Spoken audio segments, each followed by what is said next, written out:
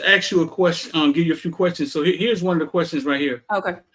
How do you feel like how do you all feel? How do you all feel like Mina Kimes? Okay, I think they're trying to say, how do you all feel about Mina Kimes? She doesn't necessarily have the sex appeal, but people listen. I don't know who Mina Kimes is. Mina Kimes is that. Go ahead. Go ahead. She's a sports analyst. Yeah. So I agree with you. I think she's a great example. I think that she gives really solid takes and she knows the game. One thing I love about her is like her details that she talks about. Like I always learn something new from her, even when I thought I knew the thing that she's talking about. So she does a really good job with those details that I feel like can often get missed. And I think she ties together things really well. So I like her. But again, you're right. She doesn't carry the same sex appeal. She doesn't even try to, quite frankly. But I'll say this. She does. It just may not be for us. But she's an attractive woman. She is attractive. Yeah, she's right. Attractive. What I'm saying is she does. It may not fit our liking or our take. But trust me, there is a majority of people out there that they can watch her as well. You understand? Yeah. I guess I should take that brick off in the back. That's what threw me off. So those are the type of things where I look at, and there is a prototypical sheet. The same way we look at athletes and who you want to recruit for the offensive tackle versus offensive guard. It's the same thing that goes into the media world, right? Sure. Is she this size? What does she look like? How does she talk? How does she relate to the people? All of that kind of stuff. And unfortunately, in this business, you have to be, I just believe, if you're going to be up there a talking head, you also have to be something to look at. May not be everybody's taste, but there's a lot of things to it. And that's just part of the formula. That's just part of the formula of what it is, because I think Street was saying yesterday about coaches having to have a certain physique. And that was a real thing. And most people are not thinking like that. Like you think of Andy Reid, he's a one-off, but go look at most coaches. Look at the Mike Tomlin, right? That's your coach. Go look at the Mike. Like if you look at the body types, that's a big deal in coaching, believe it or not. Yeah. Yeah. And I think the other thing is too, is you were right. Like she has her own appeal. Let's just call it her own appeal. Like some people have, you're right. Like, and I respect her. And I think the other thing is too, I'm also one of those people, and this is another reason why I have a channel, is I like different perspectives. I like the diversity of understanding sports. It's why I consume different content that I consume, because I don't want to hear the same thing over and over and over. I want to hear a pushback. I want to hear the other perspective. Like I think that makes it more entertaining for me. Because I think, and I personally, now I'm going to go on a tangent here. Personally, I think we consume too much of information that we agree with, and it makes us jaded and unable to understand somebody else's perspective because it conflicts with what we think. And too many times we get emotionally invested in our own opinion that we have to be right, that we can't even open our minds and hearts to hear somebody else's perspective because we know we're right. And that's bad.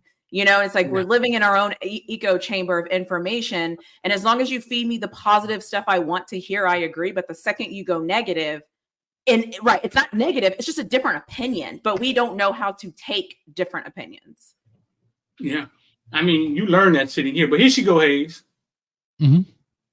Let me see. Mina, down here, I will ask you the same question I asked our entire collection right off the top. Don't just tell me who's going to win, but tell me why. I'm leaning San Francisco. Everybody's been talking about the Chiefs offense versus the Niners defense, the strength on strength matchup. But when I look at this Niners offense, and particularly the rushing attack, I don't think the Chiefs have an answer for it. Everything they're good at, and they're good at a lot of things, running out of I formation, using counters, pre-snap motion, the Chiefs are bad at. statistically. It bothers me so much when people call this Niners rushing attack old school. There is nothing old school about it. Yes, they ran at nearly 7 yards a carry in the last game. Well, they averaged nearly 3 yards before contact. That is scheme. That is deception. They are an equal opportunity offense. Everybody runs, everybody blocks, everybody carries the football. And the consequence is defenses are perpetually disoriented, like more disoriented than people on South Beach in the morning. They have no idea what is going on. And I think the Chiefs linebackers are going to struggle. That's a good. It's great that you brought that up. I'm sorry. Go ahead, Street. No, go run it. You got it. I was going to say. When I listen to her talk, damn, that's fucked up. Go. Rock, paper, scissors. Fool. Let's go. Rock. I learned how to play this weekend. Rock, paper, scissors. Go. Oh man, we even do that again. Go ahead, though, man. Wait, I lost sound. All right. So the reason I listened to her. That was my first time listening to her.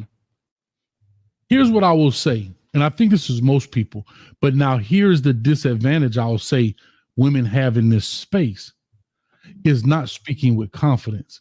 She spoke with pure and utter confidence, right? She didn't stumble and bumble over her words, and she brought some humor into it. And that's most things. Now, guys can get away with that. The 49ers defense, because that's the disadvantage that women have in this space. And it's funny you brought that up, because she speaks with confidence and knows what she's saying and has studied it, or however she's come across it and watched it, whatever she's done, which is great. I think the problem happens when sometimes you watch these shows and sometimes a woman will speak and is not as confident. It's almost like she loses her credibility where a man won't. I'm not saying it's fair. I'm just telling you why people get turned off sometimes with women in sport versus, because you'll always hear she just up there because she a pretty face. And that's why I say when you bring the brain and the body, now you got you something. But if you're up there, like sometime I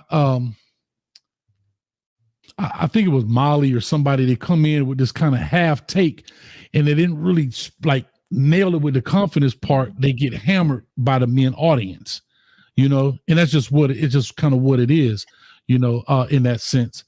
And, that's just kind of how it just what it seems. And that's the disadvantage. But go ahead, Street, because I do want to say. I did a little research on her, bro. Like I did a little research on her, and because I was trying to find out why does she sound like that. And what I found was interesting. She got a bachelor's from Yale, right? She business journalism was her degree, and she worked at the. Let me see, I got it right here. Fortune Small Business Magazine, where she did like these in-depth analytical pieces, right? So all she is doing, bro, she is really good at finding information and digging into information, and she's good at presenting it, like I told you about Mel Kiper. It's not the fact that he's right. It's how entertaining it is to listen to him. And that's what she is. She knows the analytics part of it, and she's good at presenting it because she's very intelligent. Yeah. And you speak with confidence. I tell people all the time, I used to tell our quarterback, you can't go in the huddle and be like, okay, trips right, 539, Wascat, 23 on 2. The players gonna be like, what? But I go, look, trips right, 539, Wascat, Yam, 26 fake on 2. Ready? Said the same thing, but it's how it's presented. And now people believe in what you're saying, right? We see it today. Mel Kiper been probably wrong more than he's been right, but he says it with confidence, and people come every back. time. We see people on these YouTube channels right now. They've been more wrong than they was right. And guess what? People still follow them. Credibility means nothing more than it means confidence.